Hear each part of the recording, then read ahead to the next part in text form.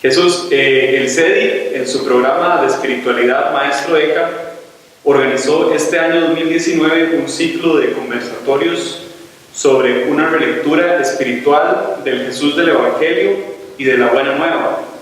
Y te invitamos a participar en este ciclo, además de colaborar con nosotros en otros encuentros y en conferencias que hemos programado. ¿Qué te motivó a aceptar nuestra invitación y venir hasta acá también desde tan lejos? Bueno, pues me motivaron muchas cosas. Lo primero, una motivación afectiva por Costa Rica y concretamente por el CEDI, este Centro de Estudios para el Desarrollo Interdisciplinario.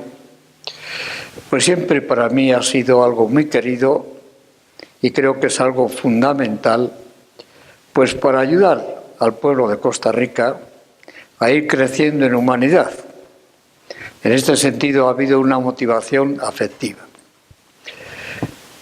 También una motivación afectiva e intelectual ha sido que en vez de invitarme para hablar sobre el dogma de Jesucristo, me han invitado a comunicar mi experiencia o mi fe, lo cual creo que es un paso muy importante. Creemos que a Jesucristo se le alcanza o se aproxima a su realidad a base de dogmas, y no. Yo creo que el camino es la experiencia. Y por eso cuando di tu experiencia, las experiencias son todas limitadas, todas indefinibles, todas muy válidas. Y por eso pues acepté encantado a hablar no como profesor de dogmas, sino como un cristiano que vive a su modo pues la fe o experiencia. La fe ante todo es una experiencia de encuentro con el misterio, llamémoslo como queramos. Por eso vine aquí y por eso he estado muy a gusto aquí estos días. En algún momento de tus exposiciones, aquí en el CEDI mencionabas que Dios no es definible porque si lo fuera ya no se trataría de Dios. Por eso los conceptos de Dios que tenemos en la cabeza son, digamos, falsos. ¿Qué posibilidades y qué limitaciones conlleva esto para nuestra propia espiritualidad? Bueno, lo importante es, primero, que si hablamos de un misterio inabarcable, lo llamamos Dios, pero es un misterio inabarcable. Incluso, pues, los religiosos dicen que Dios es la verdad, es la bondad, es todo. Si es inabarcable, es ridículo pensar que cabe en nuestra cabeza. Y cuando nosotros hacemos imágenes de Dios o conceptos de Dios, la gran pretensión y la horrible pretensión que tenemos es dominar a Dios.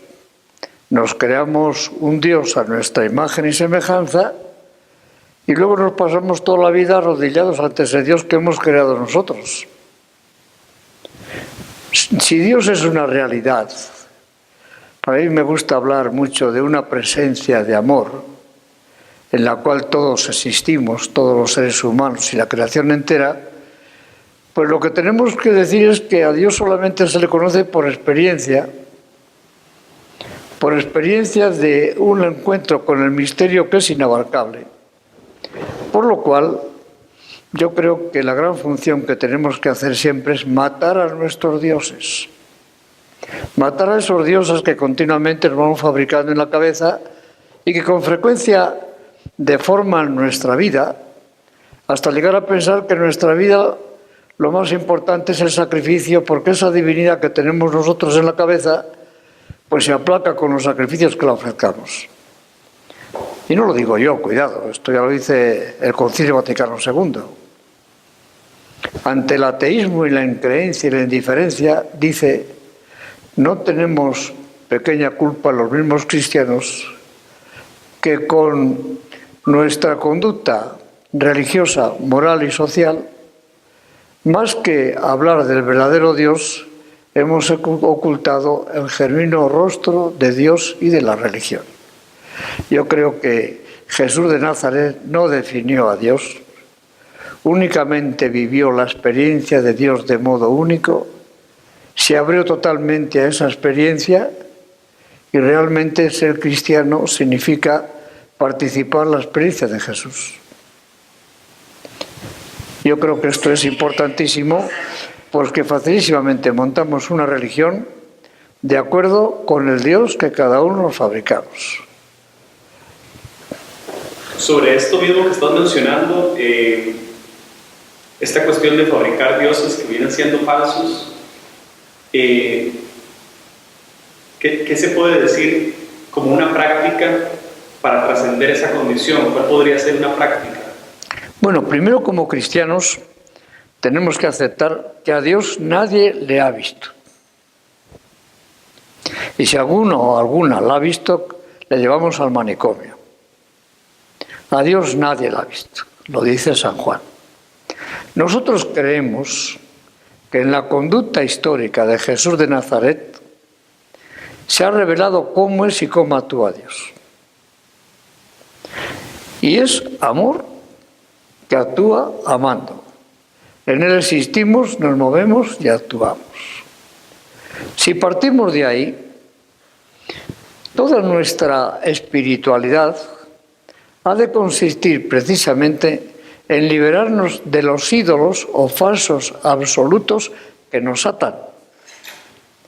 Por eso me alegro muchísimo, por ejemplo, pues que el CEDI, que en el fondo es un centro de investigación para el desarrollo humano, abre de espiritualidad.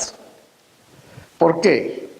Porque el falso Dios que tenemos en la cabeza fácilmente ampara una economía elitista y una ideología de la economía donde unos oprimen a otros. Pero eso lo hacen, si te descuidas, en nombre de Dios. Porque Dios está bendiciendo a los poderosos y castigando a los pobres. Por eso es clave que el CEDI, precisamente porque se dedica a la investigación sobre el desarrollo humano, abre de espiritualidad. Y no separemos espiritualidad por una parte y compromiso por la transformación económica del mundo por otra. Así que yo creo que este proyecto es muy importante, pero con tal de no caer en el dualismo, Por una parte la espiritualidad y por otra parte una economía solidaria. Eso es absurdo, no tiene sentido desde mi punto de vista humano y cristiano.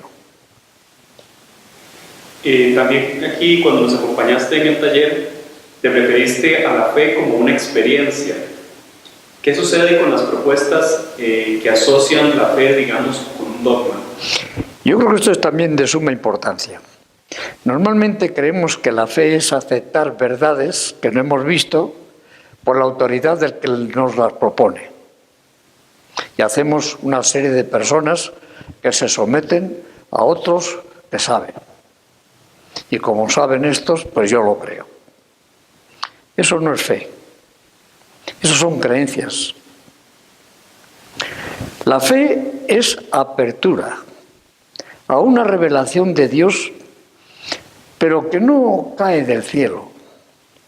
Dios se está comunicando a todo ser humano continuamente, porque en Él existimos, nos movemos y actuamos. Y se está comunicando totalmente.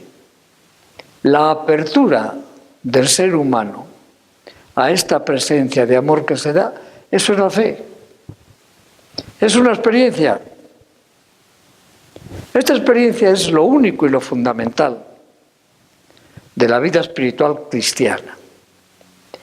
Cuando queremos ofrecer esta experiencia comunitaria, vienen las formulaciones.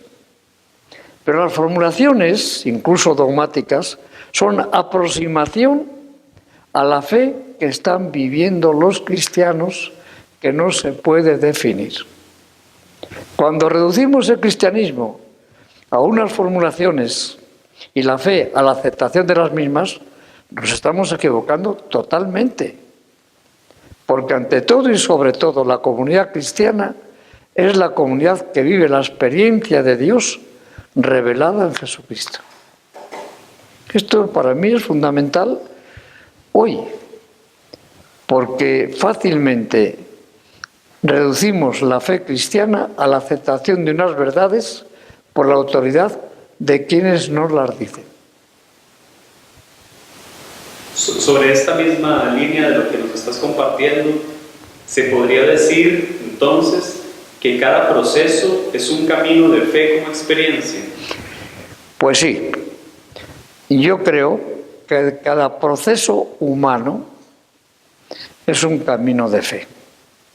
¿Por qué? Porque si Dios, esa realidad, ese misterio, es presencia en todas y en todos los seres humanos tienen su conciencia, que es la presencia ignorada de Dios, y su vida es un proceso en relación con esa experiencia. Nosotros como cristianos creemos que esa experiencia ha tenido de lugar único y decisivo en Jesús de Nazaret.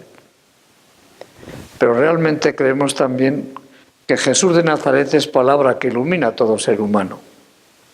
Por tanto, nuestra misma experiencia cristiana, lejos de excluir a los demás, nos debe abrir a todos y caminar por el mundo con ojos abiertos, para discernir cómo la presencia de Dios se está manifestando a todos, y eso es lo que percibimos en los anhelos de la humanidad. Cuando la gente busca más libertad, más autonomía, más justicia, esta es la revelación de Dios.